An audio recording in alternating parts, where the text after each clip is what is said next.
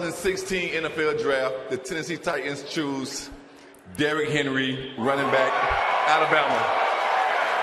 When I look at the Tennessee Titans and I see what that brother Derrick Henry is doing, I ask a simple question. Would the Tennessee Titans even be in a conversation? Would they even be relevant in our eyes if it were not for that stud, Derrick Henry, who beats up opponents and runs roughshod over them day in, day out, week in, week out? The brother already almost has about 1,300 yards rushing in 11 games. He's averaging 5 yards a carry. Everybody in there, he's the number one threat. They understand it, and they still can't do anything about it. It doesn't matter if they stack the box against this guy. He accounted for 30% of Tennessee's offense. How important is it that the Titans get a long-term deal with him? So important probably that they don't. And we've got breaking news on HQ as Derrick Henry has agreed to a deal with the Ravens, according to our Jonathan Jones. That deal reportedly for $16 million over 2 years, $9 million guaranteed. During the first 8 years of his career, all with the Titans, he made 4 Pro Bowls, Offensive Player of the Year in 2020 with a 2,000-yard season, 90 rushing touchdowns. He now joins reigning MVP Lamar Jackson in that Ravens backfield.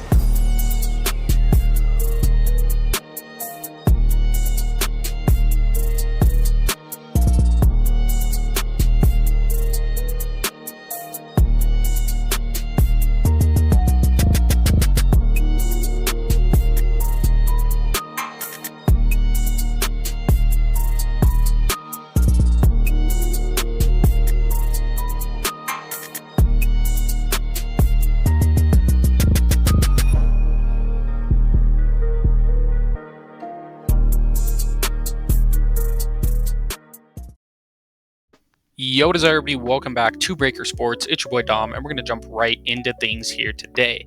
Now, today, we are talking about none other than Derrick Henry, the king himself. And honestly, we're just going to dive into how the hell Derrick Henry is as good as he is. Obviously, this guy has been dominating the league for nearly a decade at this point, putting up 2,000-yard seasons, putting up seasons where he rushes for more touchdowns than there are games in it. He's one of only 9 people to have ever rushed for more than 2,000 yards. And frankly, he is one of the most unique running backs that we've ever seen. A guy that completely breaks the mold of running back. He's not a small, shifty guy. He's not this guy that can get out and be a threat in the pass game like we've seen a lot of running backs shift to in today's game. No, he is a bruising, damn near offensive lineman running through the defense, and he typically only gets better as the game goes along, because I tell you what, if I was a defender, I would not want to tackle Derrick Henry for 60 minutes in a row, and Derrick Henry and the teams that he's played for know exactly that. They punish the other team by having to make them tackle Derrick Henry, and typically it works out pretty well in Derrick Henry's favor. Obviously, the other day, the Baltimore Ravens played their opening game versus the Buffalo Bills and ended up losing in, well, what seems to have been recent history's Ravens fashion. They blow a 15-point lead from 40 to 25, end up losing by 1 point on a walk-off field goal. But when you look at it, a lot of that, I think you can point at the coaching, and Derrick Henry still did his thing. Obviously, in 2025, a guy that was drafted in 2016, where running back careers typically last maybe 4 to 6 years. Well, no, we're talking about 9 years, going on 10 years of Derrick Henry just demolishing the league. And he opened up the game and opened up the season with 18 carries for 169 yards and 2 touchdowns. Still doing it at absolutely the highest level, a guy that has done it at the highest level over and over and over, and one of very few running backs to have even put themselves in the MVP conversation. Obviously, in 2020, we saw Derrick Henry rush for over 2,000 yards, rush for a career high of 17 touchdowns, and, well, he ended up putting himself in the MVP conversation. What's funny is he ended up losing that MVP race to Lamar Jackson, who, as fate would have it, a few years later, he ended up teaming up with in Baltimore.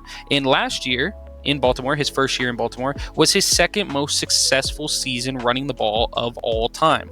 In over 50 less rushing attempts than he had that year that he had 2,000 yards with Tennessee, he had just under 100 less yards with the Ravens. Obviously, there was an extra game there, but he ran the ball less and barely ran the ball less because he kept up that production of a year that he was considered as an MVP caliber player in age year 30 as a running back, which we just do not see. And honestly, it's kind of crazy to see the phenomenon that is Derrick Henry at the running back position, and how there's not another running back that could do it like him. Obviously, we saw the Steelers try to make it happen with Najee Harris. After watching what Derrick Henry could do, thought that, wow, what a pick by the Steelers when they drafted Najee Harris a few years back, and he couldn't do it like him, because there's nobody in the league that has the size, the force, and the will that he's going to move forward. Najee Harris would try to do what the shiftier backs do, try to make a little bit of motion at the line, or when a guy gets there, try to break his ankles or whatever, kind of get himself out in space, and it wouldn't work, because at that size, you have to just be able to run people over, and that's exactly what Derrick Henry has done and is going to continue to do into his 30s, apparently. Not something we see from running backs very often. But I use this as a kind of way to take us to the Baltimore Ravens as a whole. The Baltimore Ravens are a team that now should be, on paper, one of the best teams in the NFL. They have Lamar Jackson, a multiple-time MVP. They have Derrick Henry, renowned as one of the best running backs of this generation. And they've continued to add in the receiving corps. Obviously, they picked up Zay Flowers in the draft, and Zay Flowers has continued to be a productive receiver. DeAndre Hopkins just signed with them this offseason, and you still have a strong tight end room with Mark Andrews and Isaiah Likely. But this team, despite all of that on offense and having one of the best defenses in the league, headlined by probably the best safety in the league in Kyle Hamilton, and one of the best, if not the best, linebackers in the league in Roquan Smith, can't get it done. You have a good defensive scheme, you have all the defensive players, you have a good offensive scheme, you have all the offensive players, but you can't win. They have not been able to get over the hump. The Baltimore Ravens have been a prime example of talent on paper, but lacking in the biggest of moments. And we thought that all was going to change last year. We thought the addition of Derrick Henry, really what we thought was, we saw Saquon go to the Eagles and said, wow, they're going to be a team that you can't stop. Then we watched Derrick Henry go to the Ravens and said, that team's better though. And guess who won the Super Bowl? The Eagles won the Super Bowl, and the Ravens were nowhere to be found in the last game of the year. And that is, of fault, only their own.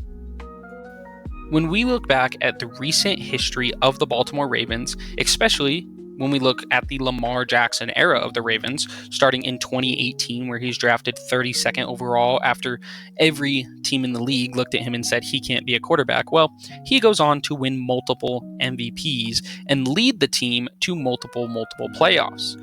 Now, there's only one season that Lamar Jackson has been the quarterback of the Baltimore Ravens that they didn't win over 10 games, and that was in 2021. But every other year, he has proven time and time again that he's the best rushing quarterback of all time, and is clearly one of the most unique quarterbacks that we've ever seen play in the NFL, alongside typical talented rosters around him and a, at least publicly perceived, good coaching staff with John Harbaugh, who has gone to Super Bowls before.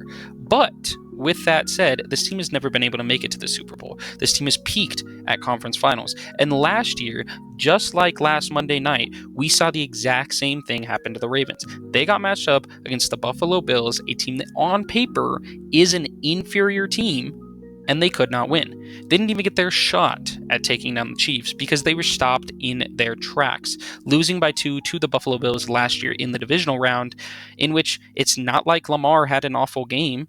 He had 66% completion percentage. 73% completion percentage. I was looking at the wrong thing.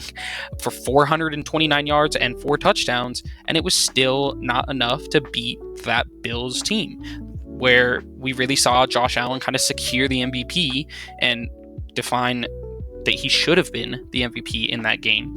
Obviously taking down kind of the runner-up in that case in Lamar Jackson, but the Ravens still didn't have enough to do it. And I feel like I'm beating a dead horse if I say this is their year. So the question becomes, can this Ravens team, around one of the greatest running backs of all time and the greatest rushing quarterback of all time, is it conducive of winning football? It's clearly conducive of winning football in the regular season, in the sport whose regular season matters more than every other sport, but for some reason it stops when you get to the playoffs.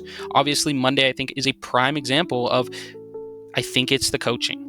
Now, John Harbaugh is a great coach, and they've had good defensive coordinators and good offensive coordinators to work around what Lamar does. And obviously, we've seen progression from really just kind of leaning into his running game to, over the last few years, starting to expand what they do with Lamar Jackson's ability to truly throw the ball and be a high-end caliber quarterback. And this team still just has not been able to get it done. So the question is it John Harbaugh or is it Lamar Jackson? And I don't think you can watch the Baltimore Ravens play and run the ball and say that Lamar Jackson and Derrick Henry shouldn't have won a Super Bowl right now. It is a choking problem. It is an end of the game problem. And if the Baltimore Ravens got their stuff together, we might be looking at a different dynasty in the AFC. A dynasty that comes out of Baltimore, not Kansas City.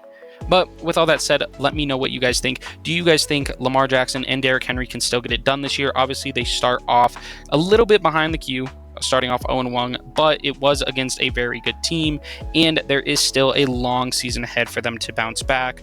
I'm not too worried about them. They get a little bit of an easy game this week against the Browns before things start to pick back up again for them. So hopefully they can get their feet under them this week against a weak Browns team and start rolling, because this, I think, is one of the most interesting teams to watch. They have one of the most interesting play styles, and they really are a unicorn in a league where it's all about throwing the ball, and yes, rushing's coming back, but nowhere in the likes that the Ravens do it, where their quarterback and running back could easily go rush for 200 yards in a game, and nobody would bat an eye if they had 450 rushing yards in a game, just because those two guys are that good.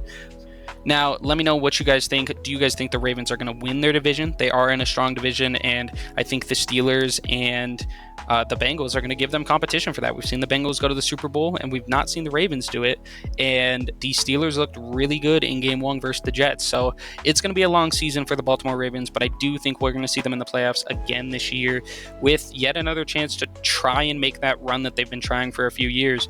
And maybe this is the year. Maybe this is the year that they can take down the Bills, who are still kind of trying to find their footing with the receiving core that they have. Keon Coleman had a great game the other night, but does that mean that he's broken out? And is it the year that you can take advantage of the Chiefs? Obviously, the Chiefs' injuries, suspensions, loss of players over the years, and aging is all looking to take an effect on them. So this could be the year that we see another AFC team represent the AFC in the Super Bowl, and I would not take my money off the Baltimore Ravens. I do think that they're going to be a fantastic team, but it's really going to come down to, can this coaching staff win the games when the games are put away? With all that said, I appreciate y'all watching. Make sure you guys drop a like and subscribe for more. This has been your boy Dom from Breaker Sports, and I'll catch y'all next time. Peace out, guys.